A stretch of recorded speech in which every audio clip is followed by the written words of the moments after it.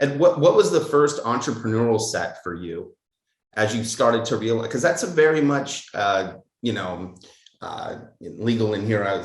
My girlfriend, she's an attorney, and I'm like, man, you got to just, it's in you. And it's basically to go do the work, get it done, and stay as late as I have to get it done, because that's kind of the process, which is a shift from freedom of time, maximizing your dollar, everything. What was that? Had to have been a major shift for you too, because that's a lot of freedom.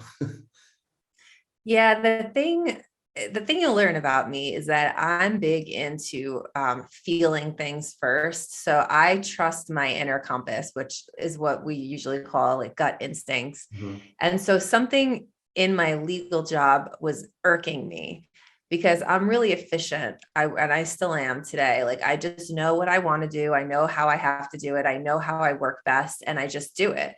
And because of that efficiency, I was getting really angered in my job because I had to sit at that desk late at night, no matter what. If all my work was done, I had to be there just to show face. And there was something really inauthentic and frustrating about that to me, because I'm like, dude, I'm done. Like I got everything I need done. I can do Oh, this. I could leave at 12 o'clock and still outwork you. That's just how I work. yeah. And I started to feel really caged.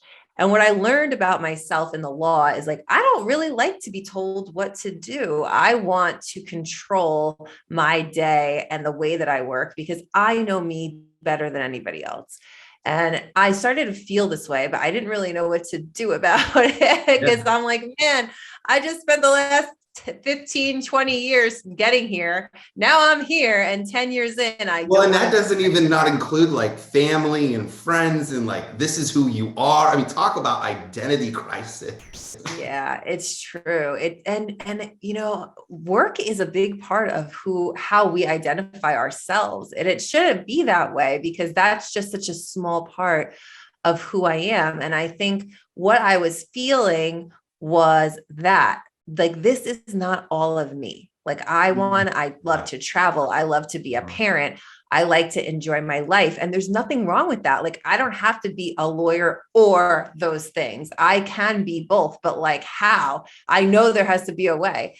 And it just so happened that at the time I was married and my ex-husband now was out of work. And he was just like, listen, I don't want to go back. I want to go do something else. And I have this idea.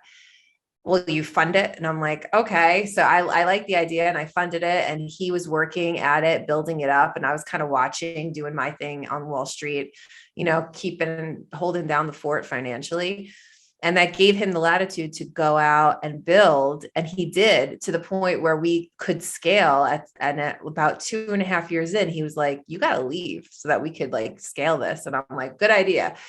And I got out of there, and that was the end of it. And I think, it was weird because I was used to so much structure, and then I Yeah. didn't have any structure except what I created for myself. And it was weird. It was a very weird experience. I can't say on day one that I was like automatic entrepreneur. I think it definitely took some time for me to get comfortable in that role and gain my momentum and confidence there. But once I did, there's no going back. Now I'm just like, let's keep building. I want to keep building businesses. I'm never going to be chained down to a desk again.